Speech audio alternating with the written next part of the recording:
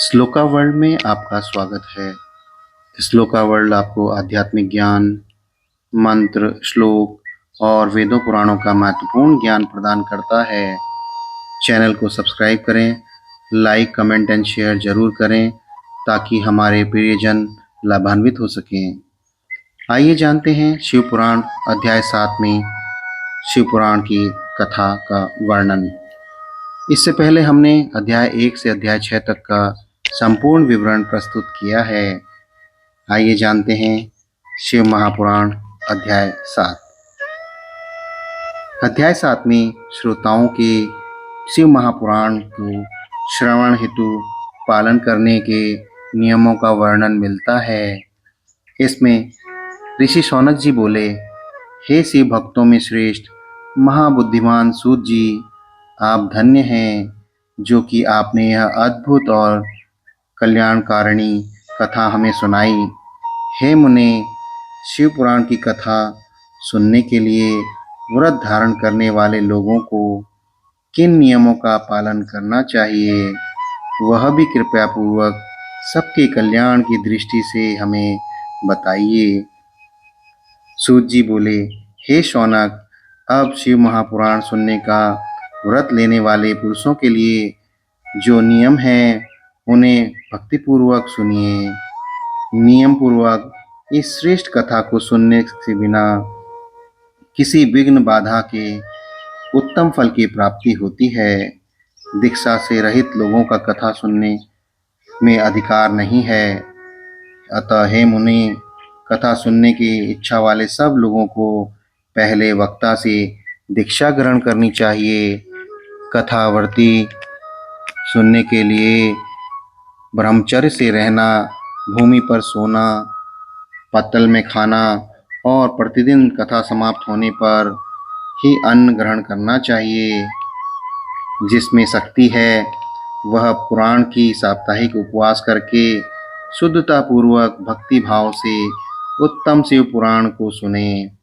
घृत और दुग्ध पीकर सुखपूर्वक कथा श्रवण करें और फलाहार करके अथवा एक समय ही भोजन करके कथा को सुनना चाहिए। इस कथा का व्रत लेने वाले पुरुष को प्रतिदिन एक ही बार हविष्यान अन्न भोजन ग्रहण करना चाहिए और जिस प्रकार से कथा श्रवण का नियम सुखपूर्वक पालित हो सके वैसा ही करना चाहिए।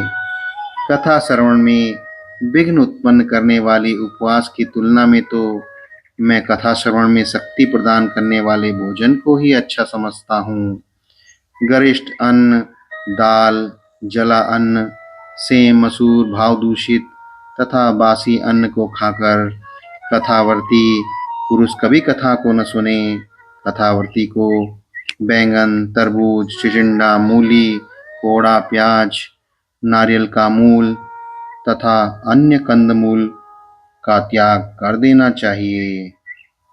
जिससे कथा का व्रत ले रखा है वह पुरुष प्याज, लहसुन, हींग, गाजर, मादक वस्तुओं तथा आसीम कही जाने वाली वस्तुओं को त्याग दे।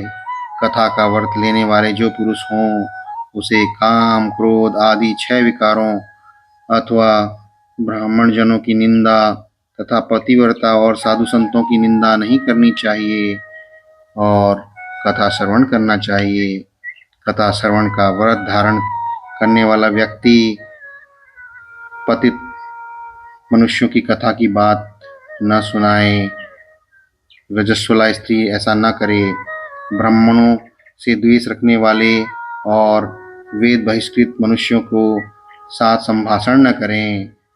कथावर्ती पुरुष प्रतिदिन सत्य तथा दया, मौन, सरलता, विनय की उदारता इन सद्गुणों को सदा अपनाए रहे।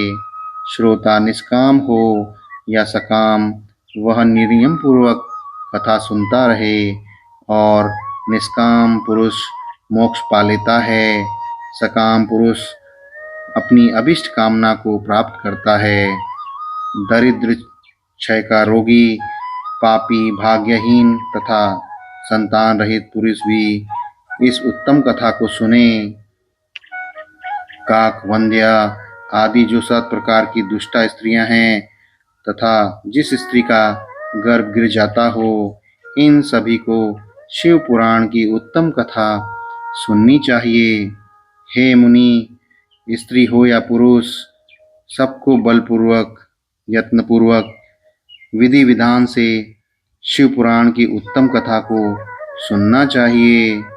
इस शिव पुराण के कथा पारायण के दिनों में अत्यंत उत्तम तथा करोड़ों यज्ञों के समान पवित्र मानना चाहिए। इन श्रेष्ठ दिनों में विधि पूर्वक जो थोड़ी सी भी वस्तु दान दी जाती है, उसका अक्षय फल मिलता है। इस प्रकार व्रत धारण करके, इस परम श्रेष्ठ कथा का श्रवण करके आनंद पूर्वक श्रीमान पुरुषों का इसका उद्यापन करना चाहिए। इसके उद्यापन की विधि शिव चतुर्दशी के उद्यापन के समान है। अतः यहाँ बताए गए फल की आकांक्षा वाले धनाढ्य लोगों को उसी प्रकार से उद्यापन करना चाहिए। अल्प वित्त वाले भक्तों के लिए प्रायः उद्यापन की आवश्यकता नहीं है। वे तो कथा श्रवण मात्र से पवित्र हो जाते हैं। शिव जी के निष्काम भक्त तो शिव स्वरूप ही होते हैं। हे महर्षि, इस प्रकार शिव पुराण की कथा के पाठ एवं श्रवण संबंधी यज्ञोत्सव की समाप्ति होने पर श्रोताओं को भक्ति एवं यत्नपूर्वक भगवान शिव की पूजा की भांति पुराण पुस्तक की भी पूजा करनी चाहिए। तदंतर विधि पूर्वक वक्ता का भी पूजन करना चाहिए। पुस्तक को आच्छादित करने के लिए नवीन और सुंदर बस्ता बनवाएं और बांधने के लिए दृढ़ और दिव्य सूत्र लगाएं। फिर उसका विधिवत पूजन करें। पुराण के लिए जो लोग नया वस्त्र तथा सूत देते हैं, वे जन्म जन्मांतर में भोग और ज्ञान से संपन्न होते हैं। कथावाचक को अनेक प्रकार के बहुमूल्य पदार्थ देने चाहिए और उत्तम वस्त्र, आभूषण तथा सुंदर पात्र आदि से विशेष रूप से देने चाहिए। पुराण के आसन के रूप में जो लोग कंबल, मृगचर्म, वस्त्र, चौकी, तख्ता आदि प्रदान करते हैं, वे स्वर्ग को प्राप्त करके यथेच्छ सुखों का भोग कर पुनः कल्प पर्यंत ब्रह्मलोक में रहकर अंत में शिवलोक प्राप्त करते हैं। हे मुनि श्रेष्ठ, इस प्रकार महान उत्सव के साथ पुस्तक और वक्ता की विधिवत पूजा करके वक्ता की सहायता के लिए स्थापित किए गए विद्वान पंडित आदि का उसी प्रकार उससे कुछ ही कम धन आदि द्वारा सत्कार करें और वहाँ आए हुए ब्राह्मणों को, विद्वानों को, संतों को अन्न धन आदि प्रदान करें। साथ ही गीत, वाद्य तथा नृत्य आदि द्वारा इसको उत्सव को महान उत्सव बनाएं। हे मुने, यदि श्रोता विरक्त हो तो उसके लिए कथा समाप्ति के दिन विशेष रूप से उस गीता का पाठ करना चाहिए जिसे श्री रामचंद्र जी के प्रति भगवान शिव ने कहा था। यदि श्रोता ग्रस्त हो तो उसे उस बुद्धिमान को उस श्रवण क्रम की शांति के लिए शुद्ध हवन भविष्य के द्वारा होम करना चाहिए।